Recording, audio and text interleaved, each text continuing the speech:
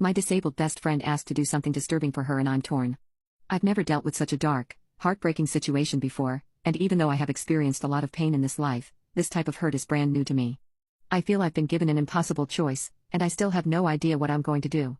I'm 23 years old. When I was 22 I was in an awful car accident that caused me to lose both of my legs at the knee. When I woke up in the hospital, I was in denial for months. It was like my brain just could not fathom what had happened to me. I would look down at my body, and it felt like someone else's.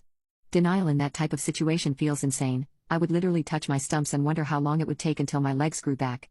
After I left the hospital, I was sent to a physical rehab center, and I spent almost 6 months there. I was not ready to go back home, and I felt like my normal life was basically over at that point. At the center, I would watch TV all day and do schoolwork. The rest of the day I was receiving treatment.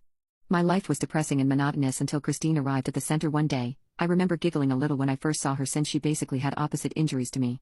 I introduced myself to her on her first day there, and we ended up becoming fast friends since we were the two youngest people at the center. Christine was 2 years younger than me and she had been electrocuted at her family's farm, and it caused her to lose both her arms at the elbow. It was hard to see such a young, innocent person with such a life-changing injury. When I looked at Christine, I wondered if that was how other people felt when they looked at me. Anyway, we spent every day together at the center. She was much more reserved and shy than me, and I tried my best to cheer her up however I could and bring her out of her shell. We ended up requesting a double room, and we had a lot of nights that felt like childhood sleepovers. There would be nights when one of us would wake up crying, relieving our accident, and we would comfort the other until we fell back asleep. Her friendship is so precious to me, and I think I would have been in the center for months longer if I hadn't been for Christine's support. We encouraged each other to heal our bodies the best we could, and leave the center together to try and regain some normalcy. We lived about an hour away from each other, but even after the center, we kept in touch, and I knew I had found a lifelong friend in Christine. My family is very patient and supportive. I also have a few siblings who have been really helpful and accommodating since I returned to him. I won't lie and say it's been an easy adjustment, and I have cried every week as I try to get used to living life in my wheelchair. But speaking to Christine gave me some perspective. The only other person she lived with on the farm was her 60-year-old mom. Christine had confided in me during our stay at the center that the older her mom got, the fewer chores she could complete on the farm. She said her dad had died a couple of years back, and since then, Christine started doing a lot of odd jobs on the farm to try and help her mom out the best she could. That's the circumstances that led to her accident. Christine was working on an electricity box that she had no experience with, and that's how she was shocked. Therefore, things had been extremely difficult when Christine returned home since she was still trying to be self-sufficient, but she needed her mom for so much now. Christine told me she was trying to teach herself to use her feet to do things like type and cook, but most days, she would just screw up and make a mess. After we had both been home for about 6 months, I was finally adjusting. Meanwhile, Christine was crying to me on the phone almost every night about how difficult she was finding her new life. My heart broke for my friend, and I felt powerless.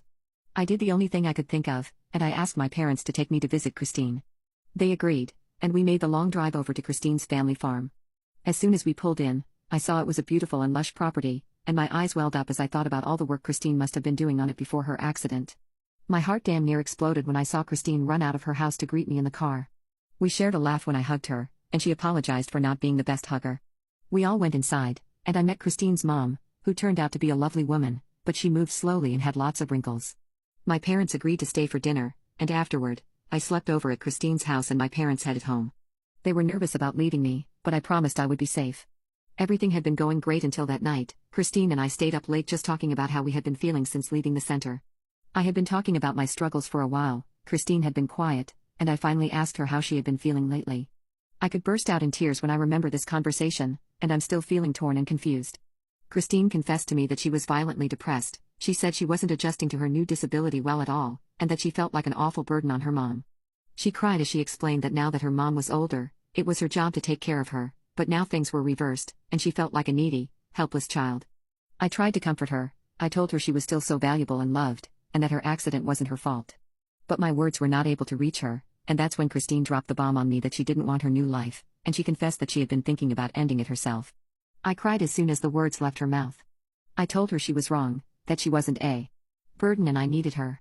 She just said that no one needed her, not anymore, not like this, and that there was no changing her mind. She explained to me that she would be taking pills in a couple of days, but she wanted me to be there with her. She said she was ready but scared, and she didn't want to die alone. She asked me to stay a couple extra days at the farm, and stay with her as she passed. I had never heard something so painful and heartbreaking in my life. I spent the rest of the night begging her to change her mind, but it was no use. We just cried and held each other until we started to fall asleep to the sound of the birds chirping outside.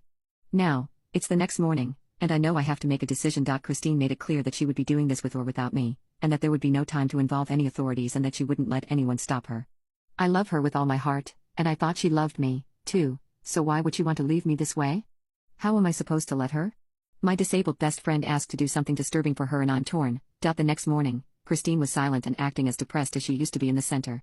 We had a quiet breakfast with her mom, and it was so hard to hide my feelings about what Christine had confessed to me the night before.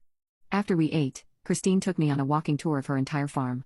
As soon as she started showing me around, her face lit up, and she showed me every part of the farm that she had fond memories of. She showed me the tire swing her dad had put up for her, introduced me to her favorite cows, and gave me some fresh cheese they had made right there on the farm. At this point, we had been friends for almost 2 years, but I was seeing a brand new side of my friend, and it was lovely, yet gut-wrenching. To hear Christine talk about her life and her family is such a happy, positive light that touched my heart but also confused me. One of the last places she showed me on the farm was a giant willow tree with a small bench underneath it. It was gorgeous and serene. We sat together under the tree and watched the wind roll through the farm's cornfield. I had never seen such a beautiful place in my life, and I couldn't believe my friend was ready to give it all up. We sat there together in silence for a bit, just staring before I was ready to speak up. I asked her what I could do to keep her here, and she instantly said nothing. I turned to her and tried to hold back tears as I begged her to change her mind about unaliving herself. She wept, but she looked down and didn't answer me. I took her hands and reminded her about how hard we had fought together in the rehab center to be able to recover and eventually leave. I told her we had lived through our worst already, and that all we needed to do now was heal and survive. I told her I knew being newly disabled wasn't easy, and I told her I would keep visiting her and I could even come move in with her and help her adjustment. She cried harder when I said this, and she said she didn't deserve help like that, and that she was tired of needing so much from others. She said she was a giver, and that she felt useless. She felt like taking herself out might make her mom's life easier. I told her if she took her own life, it would hurt me more than the pain of losing my legs, and she would be leaving her mom all alone in this life. I told her that if she couldn't stay alive for herself right now, to stay alive for me. I told her to stay alive for me until she could live for herself again, but until then, I would carry her through and never leave her side. Christine broke down as I spoke, and she melted into my shoulder and cried like a little toddler. She still hadn't answered me, and I had no idea if I had gotten through to her. I just kept telling her to stay over and over again, and eventually, she answered me with the tiniest okay.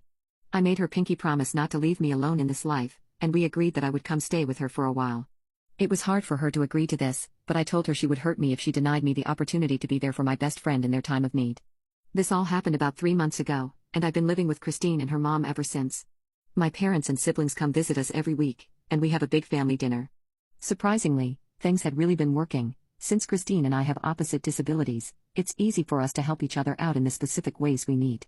Christine opened up to her mom about her struggles with suicidal thoughts, and her mom hired a therapist that comes to see Christine a couple of times a week. I have gotten really close with her mom as well, and I feel like I have gained a second family. Christine has made a total 180, she never attempted to take her own life, and every day she acts more and more like herself. She has even started to do whatever farm work she can. I admire my best friend so much for her strength and grit through all this. I can't believe the progress she has made, and even though I miss my legs, I could have never known how much I would gain in my life after losing them.